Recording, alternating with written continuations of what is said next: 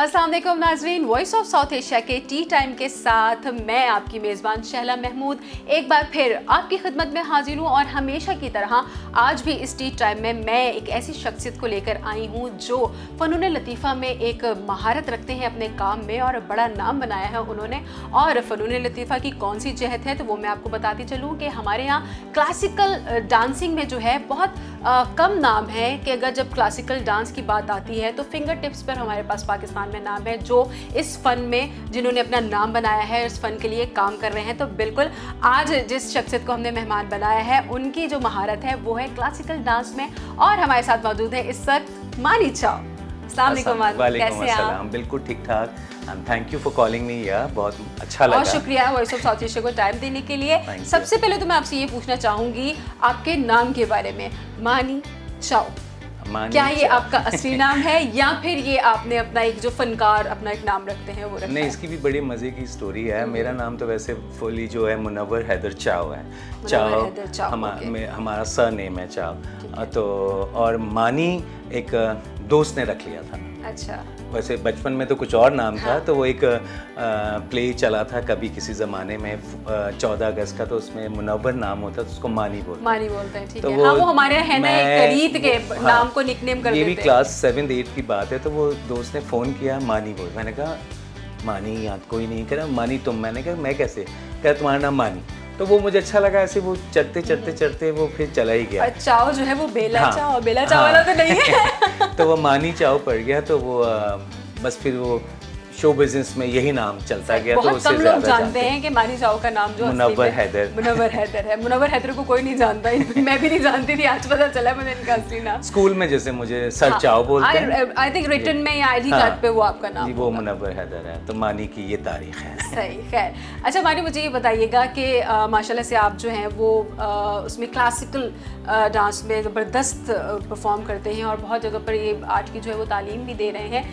तो सफ़र जब आपका शुरू हुआ, मतलब आई मीन कि जब आप छोटे थे, तो क्या मानी चाओ ने तब डिसाइड किया था आपको ये करना है या फिर कहीं और जा रहे थे और कहीं और निकल गए? छोटे में तो वो ये कहते हैं ना कि बचपन से शौक था, सभी कहते हैं। तो बचपन से शौक होता है तो वो परवान चढ़ता है। तो वैसे ये था कि मुझे आर्टिस्ट बनना था। मैं पेंटिंग ड्राइंग्स बहुत अच्छी करता था। तो मैं कहता था, जब अब्बा हमारे कहते थे कि तुमने ये पढ़ना है, साइंस पढ़ना है, डॉक्टर बनना है, वो तो मैं कहता था तो मैंने कहा मुझे फाइन आर्ट पढ़ना है। तो फाइन आर्ट का पता नहीं था, बस फाइन आर्ट पढ़ना है। तो अब्बा कहते हैं वो तो पागल लोग बनते हैं फाइन आर्ट, जो करते हैं, जो पेंटिंग बनाते हैं, जो शायर होते हैं, ये होते हैं, वो पागल होते हैं। तो मैंने कहा ये क्या है? फिर मैं कहा पागल बन के दिखाऊंगा। तो फिर वो स्कूल में जब मैंने एक दिन उधर आर्ट्स था ही नहीं, कॉमर्स और साइंस था। अच्छा, तो मैंने आपके स्कूल में था ही नहीं। कॉमर्स ले लिया। तो फिर मैं जब वो कॉमर्स तो फिर आपके लिए बहुत खुश नहीं रहा होगा। था। तो वो मैंने जब 9th-10th में जब वो मैंने रजिस्टर के लिए जब पैसे मांगे तो वो क्या कर रहे हो तुम, साइंस नहीं लिया? मैंने कहा नहीं। कह रहा वापस एक साल रिपीट करो, साइंस लेना। मैंने कहा नहीं, मैंने ये ले लिया। अब वो था ही नहीं तो मैं क्या करता कॉमर्स। फिर वो पढ़ा, फर्स्ट ईयर सेकंड ईयर भी वही पढ़ा। मेरे ख्याल में तो वो फिर मानी ने रो के पास किया। हाँ, तो वो बस हो गया था। लेकिन अकाउंट्स में अच्छे मार्क्स आए थे। अच्छा, वाह। तो ये था कि फिर फर्स्ट ईयर सेकंड ईयर करने के बाद जब मैंने बीकॉम पार्ट 1 में लिया तो मुझे स्कूल ऑफ आर्ट का अखबार पढ़ता रहता था। तो उसमें एक आया कि जी आर्ट सीखने के लिए हमसे रब्ता कीजिए। तो मैं बंस रोड चला गया, वहाँ कोई एक आर्टिस्ट बैठे हुए थे। तो वो उनके पास गया तो उन्होंने कहा मैं तो सिखाता नहीं हूँ, मेरे पास तो ये कि जॉब है लेकिन तुम तो हो ही नहीं, तो तुम ऐसा करो स्कूल ऑफ आर्ट में एडमिशन लो। वो मैं ढूंढता हुआ फिर कराची स्कूल ऑफ आर्ट पहुँचा। अच्छा, गुलशन इकबाल में था। सन की बात है ये 85 की, सॉरी 85 में। काफी पुरानी बात है। तो फिर मैं उसके बाद इंटर करके फिर मैं गया तो बोला जी अभी तो आप मैट्रिक की है। तो फिर मैंने इंटर जब बीकॉम पार्ट 1 का किया तो वो फिर 88 था। फिर मैंने वहाँ एडमिशन लिया और तो फिर अच्छा लगा कि आर्ट की चीज़ें करने में। और वो भी अम्मा ने छुप के मुझे एडमिशन दिलवाया। मैं आपसे यही पूछने वाली थी कि जब आपने ट्रैक चेंज किया तो फिर तो अब्बा हमारे बस अपने काम में रहते थे और वो ये चीज़ नहीं देखते थे कि क्या, बस ये एंड में हम बताते थे कि ये रिपोर्ट है हमारी। वो अम्मा हमारी चीज़ देखती थी। मैंने कहा तुम चुपचाप करते रहो और फीस देती रहती थी और मैं वो जाके बना। फिर उसके बाद वैसे जो आज की पढ़ाई होती है फीस वो महंगी भी तो होती है ना? उस वक्त तो बहुत सस्ता था। उस वक्त महंगा यही था, जब मैंने थीसिस किया तो अच्छा खासा एक अमाउंट था, तो मैंने कहा मैं नहीं दे सकता। कलर्स और पेपर्स और कैनवस, लेकिन अब जब वो हिसाब लगाते तो वो तो बहुत सस्ता उस था दौर के हिसाब से। तो फिर भी जब थीसिस हुआ, जब 4 साल डिप्लोमा मैंने वहाँ से किया, जब थीसिस के लिए कमर्शियल मैंने सीखा, तो डिप्लोमा के लिए जब एग्ज़ाम देना थीसिस तो एक अच्छा खासा ह्यूज अमाउंट था। तो मैंने फिर बोला, तो मैंने कहा मैं तो नहीं कर रहा, मैं 1 साल आगे कर लूँगा, थोड़ा जमा करूँगा। तो मैंने कहा ये भी नहीं करना है तुमने। फिर उन्होंने कहा कि मैं करती हूँ, और ये कि तुमने थीसिस भी देना है। तो फिर मैंने उस वक्त मैंने रेवलॉन कॉस्मेटिक पे थीसिस दिया था जल्दी में करते हुए, तो वही हुआ था और बहुत अच्छा हुआ था, तो सही रहा। फिर मैं इस चीज़ में पढ़ता गया और चीज़ें करता गया। और फिर तो जब फादर को कब इल्म हुआ कि आप ये कर रहे हैं? उनको जब उनको थीसिस होने के बाद पता चला? थीसिस होने के बाद जब उनको बताया तो सारा स्यापा मुका के फिर हाँ, बताया उनको ये था कि मैं कॉलेज जा रहा हूँ। ओके, ये नहीं पता था कि क्या पढ़ रहा हूँ मैं उस पर। तो फिर मैं कुछ और भी सीखता रहता था चीज़ें, क्राफ्ट में उस दौरान भी वो मेरी सिस्टर थी तो वो चीज़ें हैंडीक्राफ्ट्स बनाते थे। हाँ, तो वो सिस्टर सीखती थी कुछ फ्लावर मेकिंग ये चीज़ें, तो वो जो फेंकती थी कचरा वो मैं जमा करके रखता था। जब सो जाते थे तो फिर मैं वो निकालता था थैले में से चीज़ें, फिर बना रहा था। तो वो काफ़ी चीज़ें, फिर मेरा क्राफ्ट ही मेरा बहुत ज़्यादा हो गया, तो इसीलिए फिर ये चलता रहा। और मतलब एक जो तख्लीक होती है वो शुरू से आपके अंदर थी? वो मैं खुद कहूँगा, बड़े फखरिया कहूँगा कि मैं बहुत, मुझे मज़ा आता है चीज़ें बनाने में, चीज़ें हाथ से कोई चीज़ बना के, और फिर किसी को वो, फिर मैं इंतज़ार करता हूँ किसी की बर्थडे तो वो चीज़ बना के दूँ, तो मुझे बहुत मज़ा आता है। मेरी बर्थडे 10 दिसंबर को आने वाली है फिर उसकी 20 दिन बाद मेरी है तो वो रिटर्न हो जाएगा। बिल्कुल बिल्कुल, देखिए लेकिन मुझे कुछ भी बनाना आता, मैं बिल्कुल तख्लीकी नहीं हूँ। मैं आपके पीछे पड़ा ना, आप सबका इंटरव्यू करती, मुझे नहीं करती, तो बुला ही लिया। मैंने कहा अच्छा आज चला ही जाऊँगा। नहीं देखिए, ये जो होती है ना, ये जो तख्लीक होती है ना, ये अल्लाह की देन होती है और ये हर किसी के अंदर नहीं होती है। तो मैं पूछना ये चाह रही थी कि फादर का क्या रद्द अमल था उस वक्त? वो बस ये था कि उनको फिर अच्छा नहीं लगा, उनको ये होगा कि ढीठ है मेरा फिर जो मेरा जो बड़ा भाई था मुझसे बड़े से बड़े, तो वो फिर बहुत चिढ़ जाता था कि ये हर चीज़ अपनी मर्जी की कर रहा है। ये आर्ट भी पढ़ रहा है, ये पढ़ा, वो इंजीनियर बना, एनईडी में लेक्चर लगा, लेकिन वो उसकी वो कहता ना कि उसकी तशनगी रही हुई थी, क्योंकि वो चिढ़ गया था कि हाँ वो भी यही करना चाहता था, तो वो लेकिन उनको करने नहीं दिया होगा। नहीं, उसको इंजीनियरिंग किया। अपनी जो वो होता है ना, अपनी ग्रज होता है, वो फिर आप छोटे पे देख रहे होते हैं कि यार ये तो अपनी जिंदगी जी रहा है, तो बस वो चिढ़ गया था कि इसको हर चीज़ की परमिशन मिलेगा, परमिशन नहीं मिली, करके दिखाया, आपने हिम्मत नहीं की। मैं चुपचाप करता रहा दिखा, फिर कुछ एक बड़ी चीज़ करके दिखा देता कि ये मैंने किया। जब पहली दफ़ा मैंने कोई जब डांस भी सीखने, तो एक NTM नया चैनल शुरू हुआ था, तो उसमें मेरी उसकी फर्स्ट एनिवर्सरी थी और हमने डांस किया क्लासिकल। तो अब्बा देख रहे थे और हमारे भाई के ससुर भी देखे थे, ये देखते कह रहे ये मुनव्वर लग रहा है। तो वो भाई के ससुर वो डर गए कि अब इसकी पिटाई, तो उसने कहा कहाँ जा सकता है वो, टीवी में कहाँ आ सकता है, फिर वो नहीं उसकी नहीं, ये मुझे लग रहा है, वो बार बार देख रहे हैं। फिर उन्हें भी ये एहसास हुआ कि ये कहाँ से टीवी पे जाएगा। अब उस 2 ही चैनल होते थे, PTV और ये NTM शुरू हुआ था, तो फिर उन्होंने सोचा कि नहीं है, नहीं तो मैं फिर तो दूसरे दिन से उसके बाद बड़े मैंने सही हैं, ये अच्छी बातें सही हैं। अच्छा, यहाँ तक तो हम आर्ट की बात कर रहे थे कि आप आर्ट से ताल्लुक़ था, तो फिर जब घर में ये पता चला कि जी अब आप तो डांस करना चाहते हैं फिर क्या रिएक्शन था घर वालों? डांस करना चाहता तो ये था कि मैं डांस, वही बात है कि बचपन से शौक था कि कुछ ना कुछ करता था, मतलब ये नहीं था कि मैं हर तकरीबात में नाचना शुरू कर देता था, ऐसा नहीं था। लेकिन एक वो था ना कि अंदर एक थोड़ा सा था कि कुछ करना है, एक परफॉर्मिंग आर्ट से भी। तो मैंने वो उस वक्त आता था मैग और अखबार जहाँ आता था, तो उसमें शीमा जी की तस्वीर देख ली, शीमा किरमानी की, तो वो इतना खूबसूरत पोज था और वो उनका ओडिसी कॉस्ट्यूम और वो, तो वो मैं फिर अपने वो पिक्चर लेके अपने एक टेलर के पास गया हमारे करके, वो बहुत बुजुर्ग से थे, उनको वो दिखाया तो हैरान हुए कि तुम्हारे पास ये तस्वीर कहाँ से है। तो वो इंडिया में भी करते रहते, तो वो उन्होंने कहा कि ये तो हम उस वक्त सिलाई मैंने की है ये कॉस्ट्यूम, तो इतना आसान नहीं है, तो तुम क्या करोगे? तो मैंने कहा कुछ नहीं करूँगा, मुझे तो ऐसे ही पूछा कि ये कॉस्ट्यूम बन सकता है। तो फिर मैंने एक आर्ट स्कूल के बाद वो दोस्त के से मुलाकात हुई, तो उसने बोला मैं तो इनके पास सीखता हूँ, नाम ऐसे लिया कि मैंने कहा बड़ी अच्छी तस्वीर देखी, तो वो मुझे बोला कि ये एड्रेस है और हिल पार्क में, झील पार्क के पास ऐसा सा घर है, कुएं के पास जाने लगे। मैं वहाँ जब गया हूँ तो शीमा जी का घर ढूंढते हुए, और मैं आर्ट स्कूल की फीस अपनी जेब में रख के लेके गया जो मैंने वहाँ पे नहीं की, कि यहाँ मैंने सुना कि मेरा यहाँ एडमिशन होता है कि मैं यहाँ दूंगा क्या बात तो वहाँ मैं शीमा जी के पास जब गया तो वो उस वक्त इंडिया जा रही थी,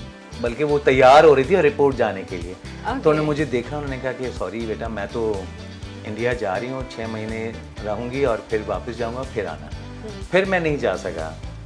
फिर उसके कुछ साल बाद फिर मैं गया और मैंने सीखना शुरू किया। घर पे ये नहीं बताया कि मैं डांस सीख रहा हूँ, क्योंकि बड़ी फिर डांस के तौर पहले आर्ट की तो इजाज़त मिल गई थी और उस वक्त मैं चीज़ें करता रहता था, लेकिन फिर नहीं बताया और फिर चलता रहा, वो मैं सीखता रहा आशिक जी के जी पास। बिल्कुल। और मानी हमारे साथ हैं, मजीद भी हम इनसे बात करेंगे। यहाँ वक्त पहुँचाता है एक छोटे से ब्रेक का। आपने कहीं नहीं जाना, देखते रहिए voice of south Asia. Welcome back जनाब, आप देख रहे हैं वॉइस ऑफ साउथ एशिया का टी टाइम। मैं आपकी मेज़बान शैला महमूद और मेरे साथ जो इस वक्त गेस्ट हैं वो हैं मानी जाओ, जो कि बहुत ही ज़बरदस्त क्लासिकल जो डांस है हमारा उसके अंदर बड़ी ज़बरदस्त महारत रखते हैं। और मैं यहाँ आपको ये भी बताती चलूँ कि थोड़ा सा मुझे भी शर्फ हासिल रहा है मानी से ज़रा सी क्लासेस लेने का, लेकिन वही कहते हैं ना मानी वो शरीर जो बच्चा होता है भाग जाता है क्लास छोड़ के, तो मैं भाग गई थी। ऑफिस से फुर्सत मिली, चलो थोड़ा सा स्ट्रेच कर रहा हूँ तो ऊपर भागा और बिल्कुल। और फिर काम आ गया, तो वही बात होती है ना कि नौकरी की तो नखरा की, शौक फिर ऐसे ही रह जाते होते हैं। लेकिन मैं यहाँ मैंने अपना एक्सपीरियंस इसलिए बताया कि मैं यहाँ ये बताना चाह रही हूँ हमारे नाजरीन को कि मानी लोग अक्सर ये समझते हैं कि हाँ क्लासिकल डांस है, मतलब हाँ क्लासिकल रस्सी तो है, मतलब यूँ कर लिया आपने, यूँ कर लिया। लेकिन जब मैंने खुद क्लासेस लेना शुरू की थी मानी से, मुझे लग पता गया था लिटरली कि ये तो बहुत मुश्किल है, और मुश्किल से ज़्यादा एक पूरी साइंस है कि आपकी एक मूवमेंट जो आपके हाथ की होती है, आप वो एक इशारा होती है, वो एक इस्तारा होती है। तो वो कुछ बताए ना उस बारे में हमारे नाज़रीन। हाँ, जैसे अभी सही शैला कहा कि एक पूरी साइंस है, एक बॉडी लैंग्वेज है। तो जो डिफरेंट फॉर्म्स जो डांस की है, जैसे कथक है, तो मैं जो सीखा वो भरतनाट्यम सीखा, तो जिसमें ये हाथों के जो मुद्रास हैं और जो बॉडी लैंग्वेज है बहुत काउंट करते हैं। जैसे कथक में मोडल हैंड जेस्चर और फुटवर्क ज़्यादा होता है, और भरतनाट्यम पूरी बॉडी इन्वॉल्व होती है, जंप्स होते हैं, हाथ और मुद्रास होते हैं, तो ये भी पूरी लैंग्वेज है। जैसे अभी कह रही थी कि बहुत मुश्किल होता था, हम भी जब शुरू में जब बोल सुनते थे और जब बॉडी उसको हिलाना पड़ता था उन बोल के लिए, तो बहुत मुश्किल लगता था। जब आ गया था हमें बहुत मज़ा आता था। अब जैसे हाथों के जो मुद्रास हैं, जैसे ये पटाखा, एक फ्लैट, अब ये डांस में इस्तेमाल हो रहा है, तो आप किसी को बोलने के लिए बोल रहे हैं तो ये है, या वो बताने के लिए, या वो चला गया तो वो पटाखा, अब ये है। और फिर उसके बाद 3 पटाखा, 8 पटाखा, कर्तरी मुखा, तो कर्तरी मुखा है सिजर, इसका मायने तो सिजर है, कैंची जैसे है, ये काट रहे हैं। तो लेकिन इसमें बहुत सारी चीज़ लैंग्वेज है कि अगर आप ये चीज़ है तो ज़रूरी नहीं कि वो डांस में आप कैंची का इस्तेमाल तो नहीं हो रहा है, एक संस्कृत जो भी वर्ड है, तो अब इसको इस्तेमाल जो करते हैं तो वो जैसे बताने के लिए कि आँख का जो इशारा देते हैं, या अगर वो जोड़ लिया तो आप वो किसी की बात कर रहे हैं वो, और फिर आ जाता है सूची, सूची इज़ नीडल, सुई। अब वो डांस में वो नीडल का कोई ताल्लुक नहीं है, लेकिन जब वो सूची बोल दिया आप, तो ये बहुत ज़्यादा चीज़ में इस्तेमाल होता है। आप डांस करते हुए आप इशारा करें कि टू, या अगर आप वो बता रहे हैं कि या डोर बेल बजा रहे हैं, तो वो आप पूरे लैंग्वेज आ जाती है। तो वो और जैसे वो जानवरों की भी मुद्रा, जी हाँ, तो वो जैसे कहा वो हिरन है, और कपितक बर्ड का बता रहे हैं, तो आप ये बता रहे हैं कि ये बर्ड है, लेकिन बर्ड है तो फिर आप किसी और चीज़ में भी इस्तेमाल कर रहे हैं। ये अगर है ब्रह्मरस सेवा कि वो बर्ड है, फूल है, तो कपित ये है, तो उसके ऊपर वो भंवरे और वो घूम रहे हैं। तो अब जैसे ये है, तो लेकिन आप दूसरी चीज़ों के लिए इस्तेमाल हो रहा है, कोई दुपट्टा होल्ड करके वो बता रहे हैं, तो वो यूँ करके ओपन कर रहे हैं। तो वो सारी ये चीज़ें लैंग्वेज डिफरेंट, वो कोई भी अगर श्लोक है, कोई गज़ल है, कोई गाना है, तो उसमें वो उसको किस तरीके से उस मुद्रा को इस्तेमाल करते हैं, तो ये सारी चीज़ें तो थोड़ा डिफ़िकल्ट हो जाता है, उनको नया आता है तो वो होता है। मुझे तो बहुत प्रॉब्लम हुई थी वाली सी, तो एक मज़ा आता था हम करते, जब हम शुरू में सीख रहे थे तो ये कैंची है, आप काटो, तो अब हम लोग जब नया जब वर्ड सीखे थे, तो हम लोग जब कोई दोस्त को काटना, हम बोलते थे ओके कर्तरी मुखा, कि काट दो उसको, काट दो, हम चलते हैं, तो कर्तरी मुखा, तो वो सारी चीज़ें हैं। तो डांस में ये सारी चीज़ें इस्तेमाल होती हैं, ये सारी चीज़ें, तो ये है। तो और इसमें फुटवर्क कितना काउंट होता है? फुटवर्क ये मैं तो हमेशा जब जिसको बताता हूँ, भरतनाट्यम का जब बताता हूँ, कथक का वो होता है, तो भरतनाट्यम का तो मैं ये कहता हूँ कि ताइक्वांडो जो कराटे है,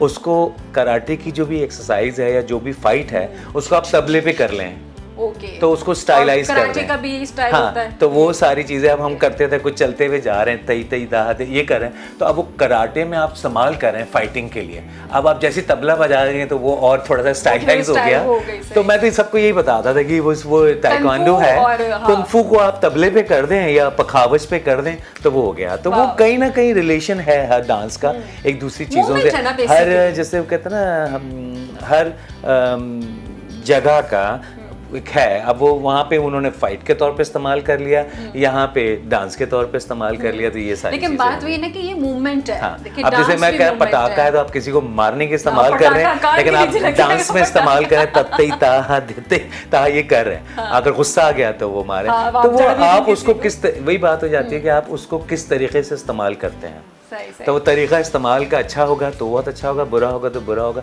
तो आप किस तरीके से हाथ अच्छा, इस्तेमाल यहाँ मुझे ये बताइएगा कि कथक और जो भरतनाट्यम है, इन दोनों में डिफरेंस क्या होता है? डिफरेंस, अब ये जो कथक जो है वो कथा से निकला है, जैसा कथा कहानी। हाँ कहानी स्टोरी टेलर जो होते थे तो वो कथाकार कहलाते थे। और भरतनाट्यम जो है वो एक्चुअली टेम्पल डांस है जो पूजा पाठ के लिए इस्तेमाल होता था।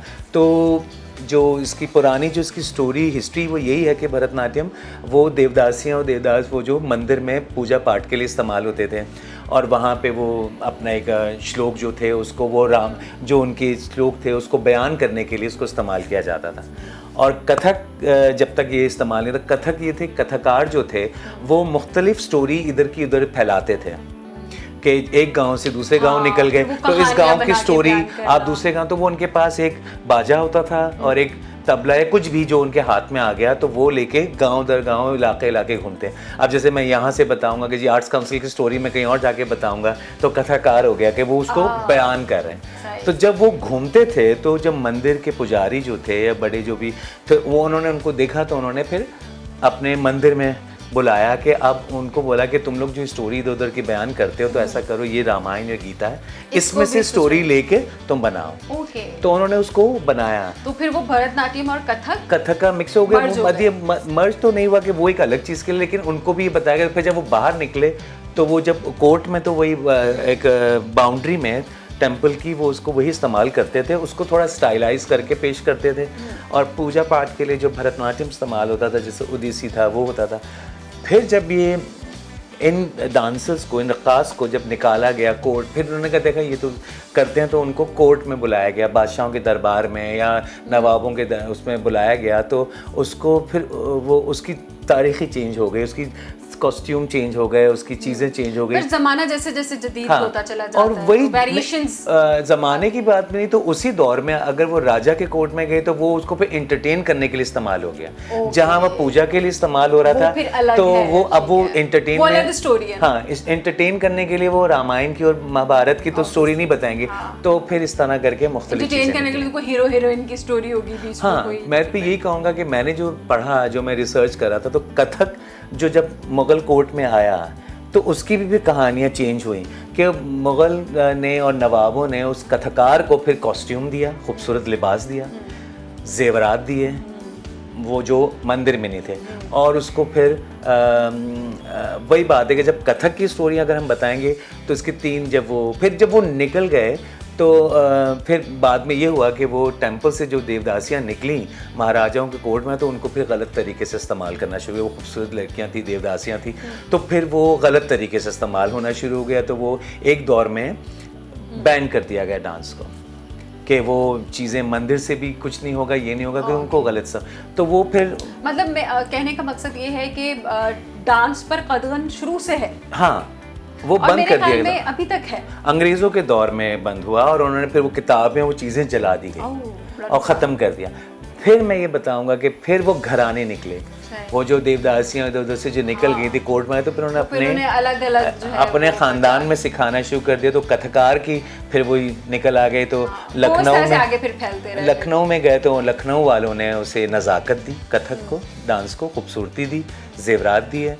जब वो बनारस पे गए तो वहाँ गंगा जमुना थी, तो वो दरिया के किनारे उसको ठुमरी दी गई और उसमें रोमांस दिया। वाह। और जब जयपुर में गए तो वहाँ जयपुर वो जंगजू थे, तो उसको कथक में उसका वो जब फिर ये घराने वॉरियर, तो ये घराने हुए। और फिर टेम्पल्स जब बंद हो गए, तो जब खवातीन का डांस बंद हो गया, तो लेकिन उनको पूजा के लिए तो करना था, तो फिर उसमें वो लड़कों को खवातीन के वो गेटअप करके डांस करना पड़ता था, मेकअप और फिर उन्होंने वो मंदिर की किताबें जला दी गई, तो मंदिर की मूर्तियां जो थी उससे फिर डांस को रिवाइव किया गया। तो ये ओडिसी और भरतनाट्यम इस तरह से दोबारा से उसको जन्म मिला। बिल्कुल, और बहुत सारी मेरी भी इन्फॉर्मेशन में जो है बड़ा इजाफा हुआ है। तो जो भी आर्ट लवर जो है वो ज़रूर मानी को सुना करें कि वाकई बड़ी नॉलेज है आपके पास।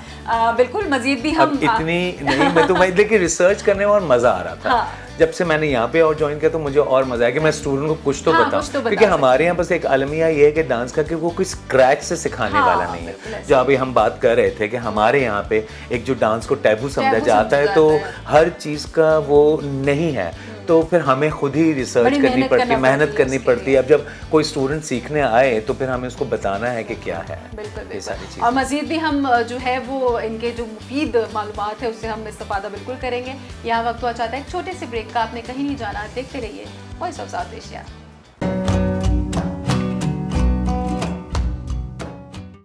वेलकम बैक जनाब, आप देख रहे हैं वॉइस ऑफ साउथ एशिया का टी टाइम, और आज के हमारे मेहमान हैं मानी चाओ, जो कि ब्रेक से पहले जो है वो इतनी सारी हमारी मालूमात में इजाफा किया है कि जी भरतनाट्यम क्या होता है और क्लासिकल क्या होता है। और मानी सिर्फ भरतनाट्यम और क्लासिकल ही नहीं करते, फिल्मी डांस भी करते हैं। मतलब डांस की जो है वो तकरीबन हर सिंफ पर महारत है आपकी। महारत तो नहीं कह सकते, लेकिन बस डांस होता है। तो फिल्मी वैसे थोड़ा कम करता हूँ, कभी ऐसा हुआ नहीं, लेकिन अभी सूफी पे थोड़ा सा दिया था। तो जब से मैं आर्ट्स काउंसिल पे, जब मुझे शाह साहब ने, शाह साहब जो हमारे आर्ट्स काउंसिल के प्रेसिडेंट हैं, उन्होंने जब देखा तो उन्होंने कहा कि यहाँ पर आ जाओ।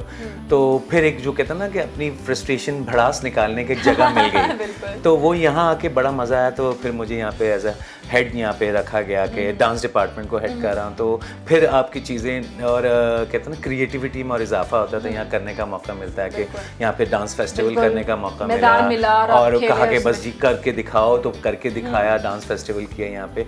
फिर हम डांस सेलिब्रेशन हर साल कुछ ना कुछ करते रहते हैं, तो यंग डांसर्स को फिर हम मौका देते हैं कि हम ये चीज़। अच्छा मानी, मुझे ये बताएं कि जाहिर सी बात है आपके पास बहुत से स्टूडेंट्स हैं, मेल भी हैं, फीमेल्स भी हैं, तो हमारे यहाँ जो हमने भी बात कर रहे थे कि टैबू है अभी भी स्टिल, तो आपको क्या लगता है कि अभी हमें बहुत मेहनत की जरूरत है इस टैबू को? डेफिनेटली टैबू यही है कि पहले तो मैं यही बताऊंगा, जो हमारे दौर में भी यही था कि डांस लड़कियों के लिए तो था ही इशू कि वो नहीं सीखे, लड़कों के लिए भी प्रॉब्लम था। मैंने भी बहुत सारे फेस किया अपने घर से, अपने दोस्तों से। वो जब हम बात कर रहे थे कि आपके फैमिली मेंबर्स नाराज हो गए, नाराज होते, घुंघरू बांध के डांस करता है, मेकअप करके डांस करता है। दोस्त तो कहते ही थे कि अच्छा डांस करता है, लेकिन फिर बाद में मजाक भी उड़ाते थे पीछे की, ये तो घुंघरू बांधता है, ये तो नाचने वाला है, और ये वो इस तरह की।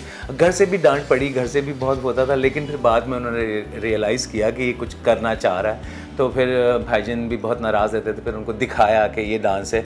तो वो डांस तो डांस होता है, बट स्टिल उसकी थोड़ी सी फॉर्म डिफरेंट होती है कि वो आप जाके वैरायटी प्रोग्राम या रोडों पे नाचने, शायद वो समझ ये कर रहा। जब उन्होंने स्टेज पे मुझे देखा और एक पजीराई मिली, जो ऑडियंस ने खड़े होकर स्टैंडिंग ओवेशन दिया, तो उनको अच्छा लगा कि ये कुछ एक चीज़, एक आर्ट फॉर्म कर रहा है। तो फिर उन्होंने कहा, दे रियलाइज़ कि हाँ ये तो, फिर अब फखरिया बोलते हैं कि जी हमारा भाई आर्टिस्ट है। क्या बात है। तो इसी तरह से वो ये कि लड़के लड़कियों को भी जो प्रॉब्लम है तो वो फेस करना पड़ता है, लेकिन अभी थोड़ा सा लिबरल तो हुआ है, लेकिन फिर भी ये है कि हमारे जैसे आर्ट्स काउंसिल पे है कि हर डांस फॉर्म हम दिखाते हैं और लोगों को बुलाते हैं कि करें, लेकिन ये है कि सीखने की ज़रूरत तो पड़ती है और सीखना चाहिए लड़के लड़कियों को। आपको क्या लगता है कि लड़कियों की निस्बत लड़कों को ज़्यादा प्रॉब्लम नहीं फेस करना पड़ती डांस सीखने के लिए, अगर कोई एज अ प्रोफेशनल इसमें आना चाह रहा है? डेफिनेटली ये बात मैं भी कहूँगा कि मैं जैसे शाह साहब से मैंने यही कहा कि फ़ीस को कम करें, या अगर हम फीस, शाह साहब ने ये इतनी बड़ी अपॉर्चुनिटी दे दी कि जो अच्छा डांसर है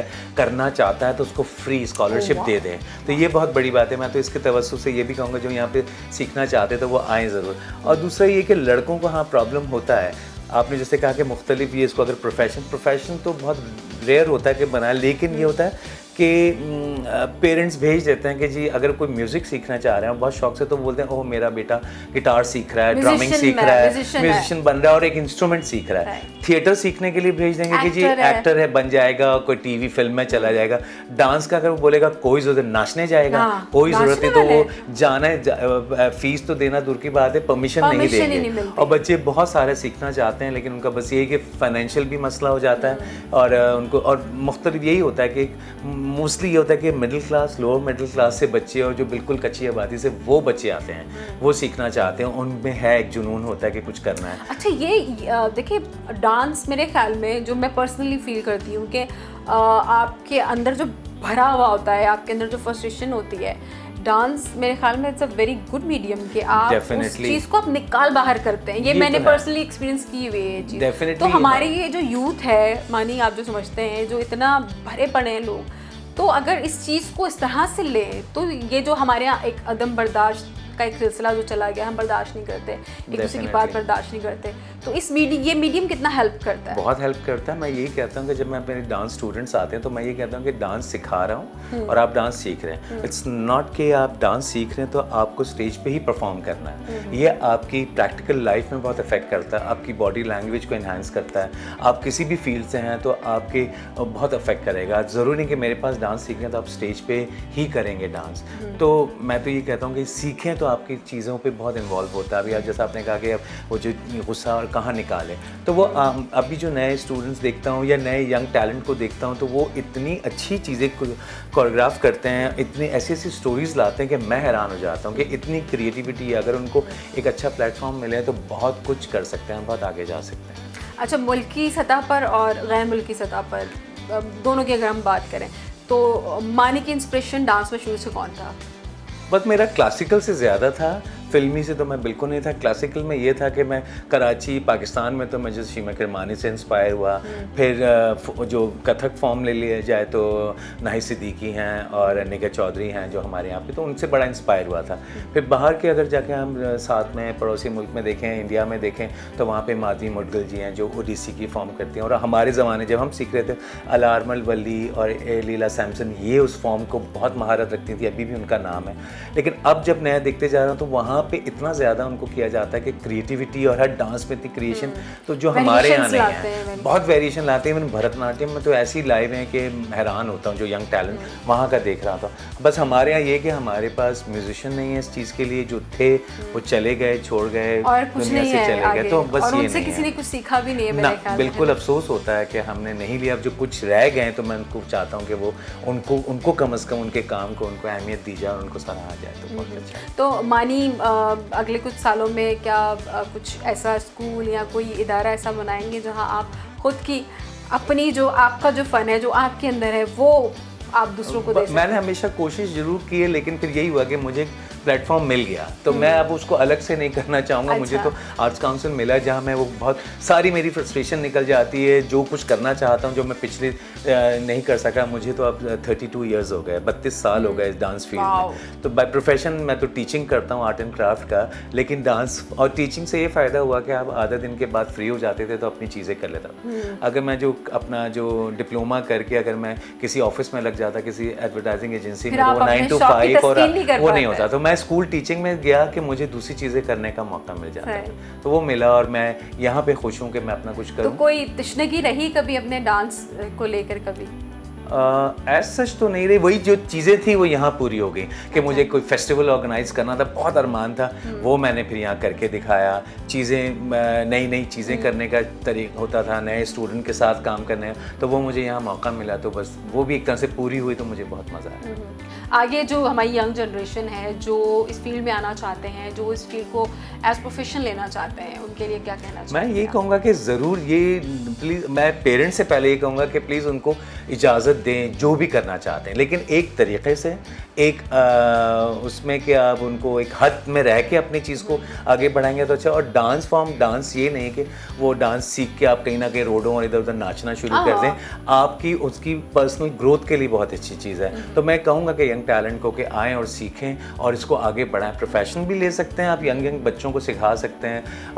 और कुछ तो dance as a creative movement, schools में टीचिंग अच्छी मिल जाती है जो आप वो कर सकते हैं। कुछ डांसर्स को मैंने अपने स्टूडेंट को भेजा और वो टीचिंग कर रहे हैं। तो मैं तो ये कहूँगा कि ज़रूर सीखें और मानी अभी तक जो है वो कहाँ परफॉर्म कर चुके हैं? मैं तो पाकिस्तान के अलावा तो मैं बाहर यूरोप पे मैं गया, फिर इंडिया में हम गए परफॉर्म करने, बांग्लादेश में गए एज अ थिएटर आर्टिस्ट भी गए, थिएटर भी किया और डांस भी किया। तो मुख्तलिफ जर्मनी गए, यूरोप तकरीबन गए तो बहुत अच्छा हमें मिला, चाइना में गए तो बहुत अच्छा रहा, सही रहा। बिल्कुल जनाब, बहुत शुक्रिया मानी, आप वॉइस ऑफ साउथ एशिया को आपने वक्त दिया और मानी ने जो है वो इतनी ज़बरदस्त टेक्निक्स और जो भरतनाट्यम और कथक के बारे में अक्सर लोगों को कन्फ्यूजन होती है, मेरे जैसे लोगों को जिनको नहीं पता होता।